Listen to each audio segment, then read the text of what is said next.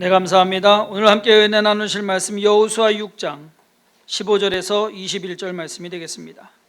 여호수아 6장 15절에서 21절 말씀 제가 봉독하도록 하겠습니다. 일곱째 날 새벽에 그들이 일찍이 일어나서 전과 같은 방식으로 그 성을 7번 도니 그 성을 7번 돌기는 그날뿐이었더라. 7번째에 제사장들이 나팔을 불 때에 여호수아가 백성에게 이르되 외치라. 여호와께서 너희에게 이 성을 주셨느니라. 이 성과 그 가운데에 있는 모든 것은 여호와께 온전히 바치되 귀생 라합과 그 집에 동거하는 자는 모두 살려주라. 이는 우리가 보낸 사자들을 그가 숨겨주었음이니라. 너희는 온전히 바치고 그 바친 것 중에서 어떤 것이든지 취하여 너희가 이스라엘 진영으로 바치는 것이 되게 하여 고통을 당하게 되지 아니하도록 오직 너희는 그 바친 물건에 손대지 말라. 은금과 동철기구들은 다 여호와께 구별될 것이니 그것을 여호와의 곳간에 드릴지니라 하니라. 이에 백성은 외치고 제사장들은 나팔을 불매 백성이 나팔 소리를 들을 때에 크게 소리질러 외치니 성벽이 무너져 내린지라. 백성이 각기 앞으로 나아가 그 성에 들어가서 그 성을 점령하고 그 성 안에 있는 모든 것을 온전히 바치되 남녀노소와 소와 양과 나귀를 칼날로 멸하니라. 아멘. 자, 지난 2주 동안 정부는 코로나19 확산에 관련해서 교회에 대해서 소규모 모임과 성가대 연습, 또 교회 내 식사, 그리고 심지어 통성기도까지 하지 말 것을 명령하고 규제했습니다. 다행히도 엊그제 딱 2주 만에 해제된 것에 대해서 감사를 드리며 그리고 하지만 약간의 언짢은 마음은 있습니다. 어쨌든 정세균 총리께서 발표한 것처럼 교회가 협조를 잘 해주시고 방역 잘 해서 이렇게 됐다. 근데 그 발표하고 난 다음에 이틀 사이에 교회에서 계속 또 나왔어요. 그래서 이렇게 얼굴 들기가 좀 그렇더라고요. 그런데 여러분, 규정은 어찌됐든 지키는 것입니다. 하지만 많은 사람들이 자기들의 편리나 이익을 더 추구하는 바람에 규정을 어기게 되는 경우가 의외로 많이 있습니다. 여리고성은 그 견고함에 비해서 생각보다 쉽게 무너졌습니다. 지난주에 말씀드렸듯이 그것은 이스라엘 백성들이 능력이 있어서가 아니라 하나님께서 그 모든 일을 거의 99%는 하나님께서 하신 것이고 그나마 1% 정도 이스라엘 백성들이 한 것이 아닌가. 사람의 지혜로는 결코 해낼 수 없는 그 일을 하나님의 능력에 더해서 이스라엘 백성들의 순종으로 여리고성이 무너지는 그 결과를 낳았던 것입니다. 그렇다고 해서 이스라엘 백성들이 한 것이 아무것도 없느냐? 아니에요. 오늘은 이스라엘 백성들이 한 일에 대해서 좀 살펴보려고 합니다. 그들은 전쟁을 온전히 수행하기 위해서 몇 가지 사항들을 알아야 했고 그리고 그것을 지켜야 했습니다. 그 사항들은 쉬운 것 같으면서도 쉽지 않은 그러한 일이었습니다. 저는 오늘 본문 말씀을 가지고 여리고 작전 준수 사항이라는 제목으로 여리고성을 무너뜨리고 완전히 점령하는 데에 필요했던 몇 가지 준수 사항들을 말씀드리려고 합니다.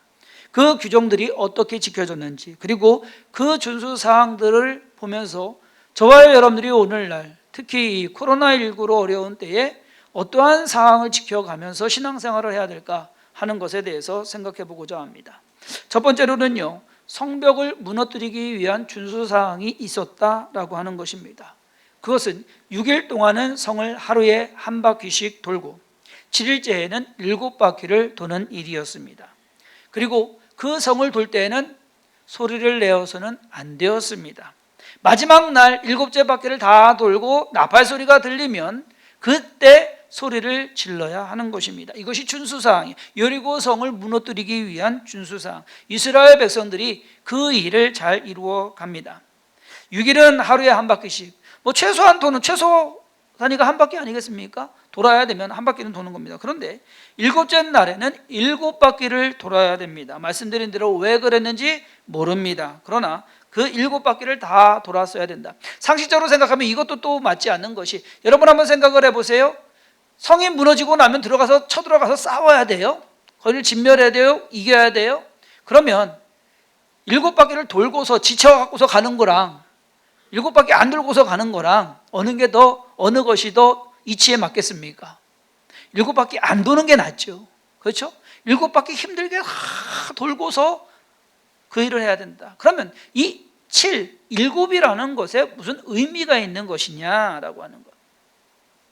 사무엘 선지자는 사울 왕을 기름 붓기 전에 그때 이렇게 얘기합니다. 만약에 너한테 무슨 일이 생기면 7일을 기다려라. 나를 7일 동안 기다려라 라고 말을 합니다.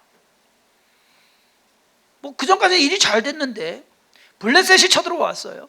블레셋이 쳐들어와 가지고서 지금 이스라엘을 위협하고 있고 군사를 모았습니다. 그런데 하루가 지나도 사무엘이 안 와요. 이틀이 지나도 안 와요. 사흘 나흘이 가는데 저쪽은 또 막 기사가 올라가고 이스라엘 백성들은 기가 죽어가지고서 도망가기 시작하는 겁니다. 사울 왕이 마음이 급했습니다. 사무엘이 7일 동안을 기다리라고 했는데 7일을 기다리기 7일이 다 됐는데도 사무엘이 안 오는 거예요. 그래서 어떻게 합니까? 자기가 제사를 드려버립니다. 도망가는 백성들을 붙잡자고 제사를 자기가 해서는 안 될 일을 하게 됩니다. 여기서 7일이라는 것이 의미가 있었다. 반면에 아람의 군대 장관 나아만은 문둥병에 걸렸습니다. 나병에 걸려가지고서 치료함 받기 위해서 엘리사 선지자를 찾아옵니다. 엘리사 선지자가 뭐라고 합니까? 요단강에 가서 7번 목욕해라. 왜 목욕 한 번 하면 되는 거, 한 번이나 두 번 하면 되지 7번씩이나 목욕을 하래요. 근데 처음에는 그것이 기분 나빠서 그냥 가려고 하지만 신하의 그 충고를 듣고 가서 7번 목욕을 합니다. 그러자 그의 병이 싹 낫게 되었다. 성경에서 어떤 중대한 일을 하거나 기적을 일으킬 때 7번이나 7일째 이루어진 것을 볼 수 있습니다. 여리고성을 7일 동안이나 7번 7일째는 또 7번 돌았다는, 어떻게 보면 좀 나름 이 사울 왕의 7일, 그렇죠? 그리고 나하만 장군의 7번, 이것이 합쳐진 것 같은 그러한 의미가 있는 것 같습니다. 그렇다면 7이라는 숫자에 의미가 있는 것일까? 7번이라는 것에 뭔가 좀 영험한 거 있는 거, 하나님은 7을 좋아하시는가? 사실 7은 성경에서 완전수이기는 합니다. 만약에 뭐 그 7에 여러분들 의미를 두시겠다라고 하면은요, 내일부터 7일 동안 금식 한번 해보세요. 뭐 또 좋은 일이 있을 줄 알겠습니까? 뭐 그게 좀 힘들 것 같다. 아유, 7일, 한 2, 3일은 하겠는데 7일. 만약에 그러시면, 그러면은 하루에 1시간씩 6일을 기도하시고, 마지막 날 7일째는 7시간을 기도해 보시기 바랍니다. 또 뭔 일이 있을 줄 어떻게 압니까? 사울 왕도 그렇고 나하만도 그렇고 여리고성을 7번 돌고 이스라엘 백성들도 그 7이라는 것에 숫자에 과연 능력이 있는 것이냐? 그것은 아니고요. 순종을 요구하는 겁니다. 온전한 순종. 7에는 큰 의미가 있는 것이 아니라 진짜 순종을 하느냐, 그것을 따라가느냐. 사울은 그 순종을 하지 못합니다. 나아만은 그것을 순종합니다. 이스라엘 백성들로 순종함으로써 여리고성이 무너지게 됩니다. 7일이나 7번을 채우기 위해서 기다려야 하고 답답함도 참아야 되고 번거로운 것도 넉넉히 감수해내야 되는 불편함 속에서 오히려 묵묵히 그리고 꿋꿋이 순종하는 태도를 보이는 것이 기적을 이루는 요인이 된다라는 것입니다. 그런데 여기서 한 가지 더 짚고 넘어갈 것이 뭔지 아세요? 규정 아닌 규정이 있습니다. 그것은 바로 여리고성을 도는데 언제 돌았느냐라는 겁니다. 아침에 일찍이 또는 새벽에 그 일을 합니다. 여러분 한번 생각을 해보세요. 이왕 돌 거 못하라 아침 일찍 일어나서 하느냐 이거예요. 적당히 일어나서 아침 먹고 돌면은 소화도 되고 좋지 않겠느냐? 아니면 해질 때 좀 선선해져서 돌면은 돼. 어차피 하루에 한 번 도는 거. 근데 아침에 일찍 새벽에, 말씀드린 대로 7일째 된 날 7바퀴 도는 것도 힘든데 그날따라 새벽에 일찍이, 7째 날 새벽에 그들이 일찍이 일어나서, 쉬운 것이 아니었습니다. 그만큼 정성이 들어가야 되는 것이고 온전함이 있어야 된다라고 하는 것입니다. 더 힘들 수도 있다라는 것. 여러분, 우리의 삶이 그렇습니다. 아니, 그래야만 합니다. 신앙생활하는 거 여러분 쉽게 가시려고 하시면 안 돼요. 내 스스로를 자꾸 쉬운 쪽으로, 편한 쪽으로 몰고 가시려면 안 된다는 얘기입니다. 때로는 힘들어도, 때로는 귀찮아도, 때로는 이해되지 않아도 신앙생활을 해나가는 것, 그것이 바로 우리의 기본적인 삶이어야 된다라고 하는 거예요. 하나님을 믿고 하나님의 도우심을 바라는 우리 또한 순종과 정성 그리고 노력이 있어야 되는 것을 깨달으시기를 바랍니다. 두 번째는요, 두 번째 준수사항은 라합의 가족을 살려야 된다라는 겁니다. 모든 이스라엘 병사들에게는 이러한 규정이 알려졌습니다. 다른 건 다 진멸해도 라합의 가족은 살려라. 그 이유는 라합이 목숨을 걸고 두 정탐꾼을 숨겨줬고 그리고 살려줬기 때문입니다. 라합의 가족을 구하는 것은 이 전쟁에 있어서의 예외 적용입니다. 그러니까 규정 자체가 있는데 원래의 기본 규정에서 예외가 되는 규정이 된 겁니다. 여리고성을 점령하는 전쟁은 진멸이라고 해서 헤렘 전쟁이라고 합니다. 히브리어로 진멸이라는 단어가 헤렘이라는 단어인데, 이 헤렘 전쟁이라고 하는 것, 모든 것을 다 진멸해야 되는데 이 라합의 가족만큼은 살려내야 됩니다. 그 이유는 뭐냐?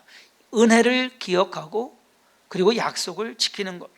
라합이 베푼 그 은혜, 두 정탐꾼에게 베푼 은혜는 이스라엘 백성들에게 베푼 은혜요, 하나님을 믿는 믿음으로 베푼 은혜다는, 그것을 기억한다라는 겁니다.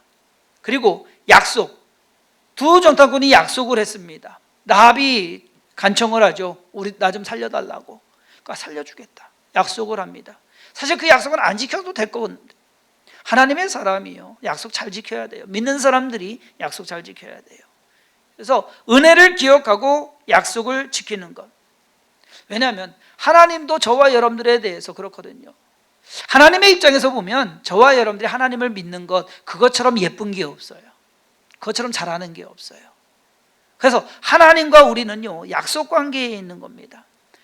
우리가 하나님의 은혜를 깨닫고 그 하나님의 은혜에 대해서 우리의 약속을 지켜야 되듯, 하나님 또한 이 세상이 다 망한다 하더라도 모든 재앙, 요한계시록에 나오는 수많은 재앙들로 말미암아 다 죽는다 해도 그 진멸함 속에서도 하나님께서는 저와 여러분들을 구해내실 것을 믿으시기를 바랍니다.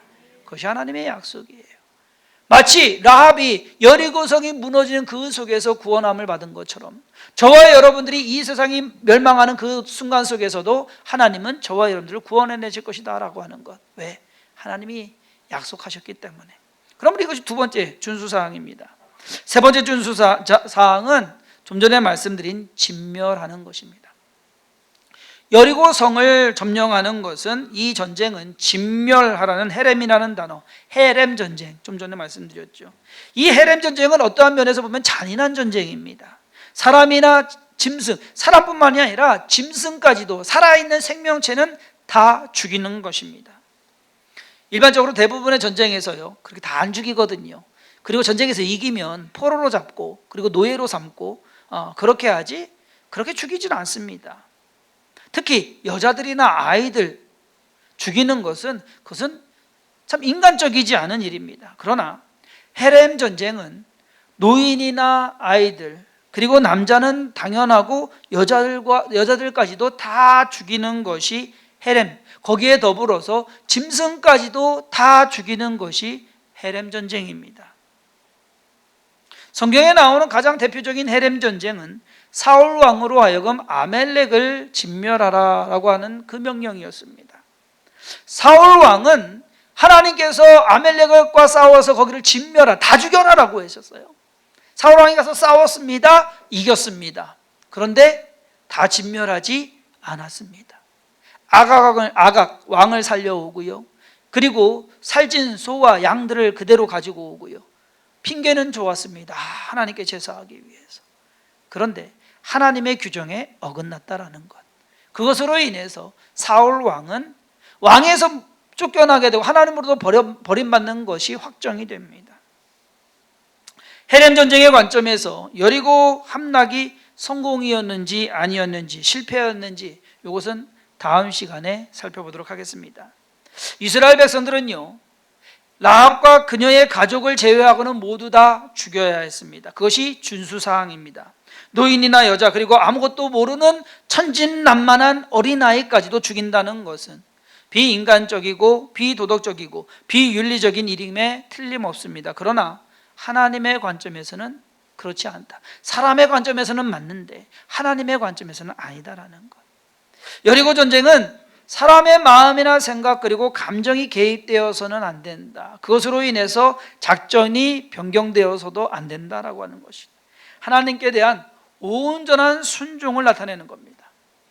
오늘 이스라엘 백성이 하나님께 우리는 하나님께 순종하며 나아가겠습니다 라고 하는 것이고, 그것을 통해서 그 여리고성에 있는 모든 것을 다 진멸함으로써 그 땅을 거룩하게 구별하는 겁니다.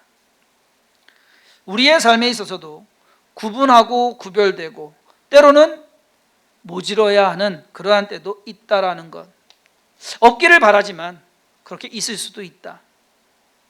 얼마 전에 TV 채널을 돌리다가 아이 컨택트라는 프로그램을 보게 됐습니다.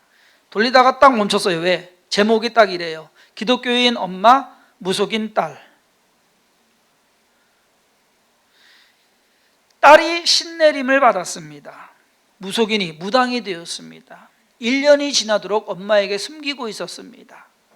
1년이 지나서야 엄마가 딸이 신내림 받은 것을 알게 됩니다. 그 뒤부터 엄마는 딸을 보지도 않습니다. 연락도 안 합니다. 모든 관계를 끊어버렸습니다. 딸이 남자친구를 만나서 결혼할 때가 되어서 방송에 나왔습니다. 엄마가 자기 결혼식만큼은 좀 와줬으면 좋겠다 라는 것 때문에 방송에 나와서 이 아이 컨택트라는 그 프로그램에서 엄마를 이제 부른 거예요. 서로 만나서 이야기하자라는. 딸의 이야기를 들은 사실상 이 진행자들은요, 안타까워하는 거죠. 엄마가 종교적으로 보지 말고 그냥 엄마와 딸로서 결혼식에 나와줬으면 좋겠다. 그렇게 해야 되는 거 아니냐. 너무 한마디로 종교에 미쳐가지고, 기독교에 미쳐가지고. 방송에도 나오지 않을 것 같았던 엄마가 나왔습니다. 그리고 딸과 마주 앉아서 말을 합니다. 서로 평행을 이룹니다. 너 무당 그만둬. 하나님한테 잘못했다고 회개하고 기도하고 돌아와. 그러면 내가 네 결혼식 갈게. 딸은 이야기합니다. 엄마, 그런 거 다 얘기하지 말고 그냥 엄마로서 내 결혼식에 와주면 안 돼? 급기야는요, 엄마가 종이를 하나 딱 꺼냅니다. 뭔가 했어요. 설마 했는데 딱 읽으면서 너는 누구냐? 예수의 이름으로 한마디로 귀신 물러가라. 세시네 저 엄마. 그러니까 이 평행선이 팽팽하게 절대 양보를 안 해요. 그러면서 엄마 쪽에서 보는 딸의 인생을 이야기합니다. 딸이 태어나서 6개월이 됐을 때 심장병으로 죽게 됐습니다. 아무것도 없는 이 엄마가 딸 살리자고 이 병원 저 병원 쫓아다닙니다. 돈도 없습니다. 그런데 이 딸을 살리기 위해서 수술비가 300만 원이 필요하다고 합니다. 그럴 돈 없습니다. 그래서 죽는 거 기다릴 수밖에 없는 그 애타는 심정이었는데 한 기독교 단체에서 연락이 온 겁니다. 기독교 단체에서 수술을 해주겠다고. 그런데 목사님 도장이 필요하다고. 목사님 추천이 있어야 되는 거예요. 교회 안 다니던 이 엄마가 그냥 그 추천서 하나를 들고서 동네에 있는 교회를 간 거예요.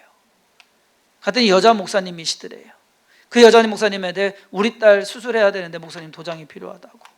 그러니까 그 목사님이 아무것도 묻지 않고 도장을 찍어줬대요. 그래서 이 딸은 수술을 받게 됐고 심장병 치료받아서 이렇게 살게 된 거예요. 그러니까 엄마의 입장에서는 하나님이 너 살려주셨다. 하나님이 너한테 한 게 얼마인데 네가 이렇게 할 수 있느냐. 그러므로 너는 하나님께 돌아와야 된다라고 하는 겁니다. 그런데 딸의 입장에서는 6, 7살 때부터 귀신이 보이기 시작합니다. 정상적인 것이 아니에요. 그리고 몸이 너무 아픕니다. 그래서 신내림을 받지 않으면 자기가 죽을 것 같더래요. 그래서 신내림을 엄마한테 얘기도 안 하고 숨기고서 신내림을 받은 겁니다. 그러면서 말합니다. 지금은 아프지도 않고 힘들지도 않다고. 딸이 애원합니다. 종교를 떠나서 엄마와 딸로 얘기하자고. 그리고 딸을 사랑하는 마음으로 엄마가 결혼식에 좀 와달라고. 솔직히 목사가 보면서도요 조마조마했어요. 어떻게 해야 되나? 어떤 게 옳은 것인가? 근데 그 엄마가 세긴 세시더라고요. 잘하긴 잘하시더라고요. 세상 사람들이 보기에는 뭐 저런 엄마가 다 있어, 교회에 미쳤네 하겠지만 그것이 맞거든요. 믿는 사람으로서 허용해야 될 게 있고 허용하지 말아야 될 것이 있습니다. 그러니까 결국 엄마는 너가 회개하고 돌아오면 그때 내가 결혼식에 가겠다라고 하고서 모든 것을 끝냅니다. 모진 엄마죠. 그런데 신앙은, 그리고 우리의 믿음은 설렁설렁 대충대충 되어서는 안 된다는 겁니다. 아마 그럴 거예요. 저 정도면은 뭐 웬만큼 목사들이나 저렇게 하지. 아니요, 여러분. 여러분, 목사 신앙하고 성도 신앙하고 다릅니까? 하나님의 기준이 잣대가 다릅니까? 아니요. 우리의 신앙은 같아야 돼요.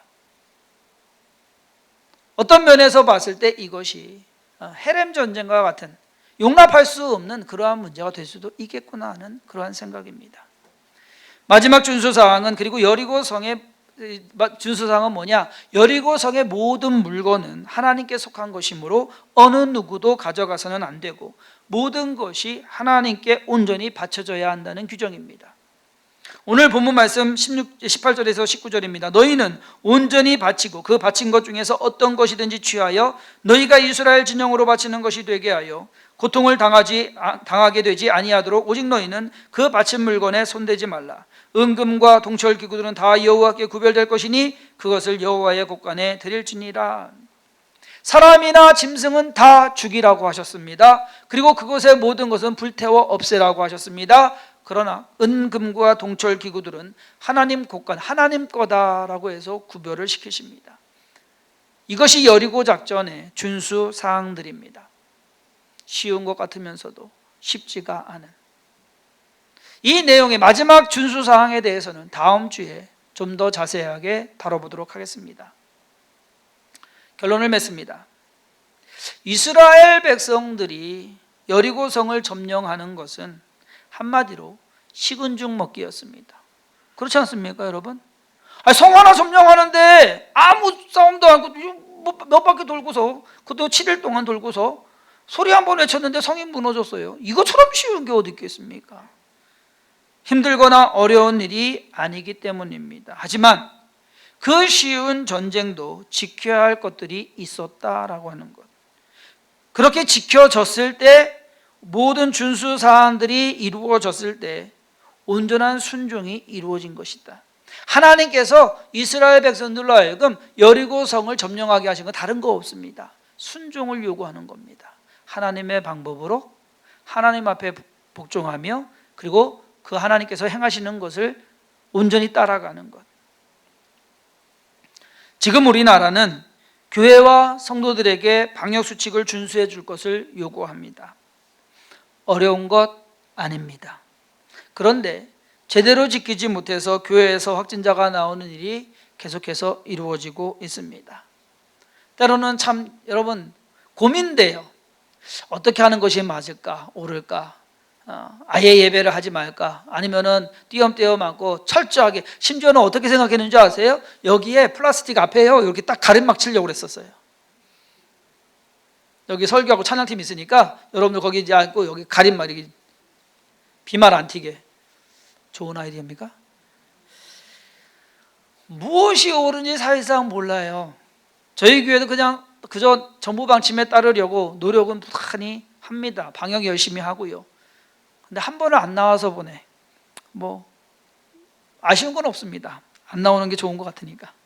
하지만 때로는 그러한 규제들이 걱정되는 건 다른 거 아니에요. 우리의 믿음이나 신앙에 안 좋은 영향을 미치게 하고 교회로부터 멀어지고 그러다가 신앙이 잃지 않을까 하는 그러한 염려가 더 큽니다.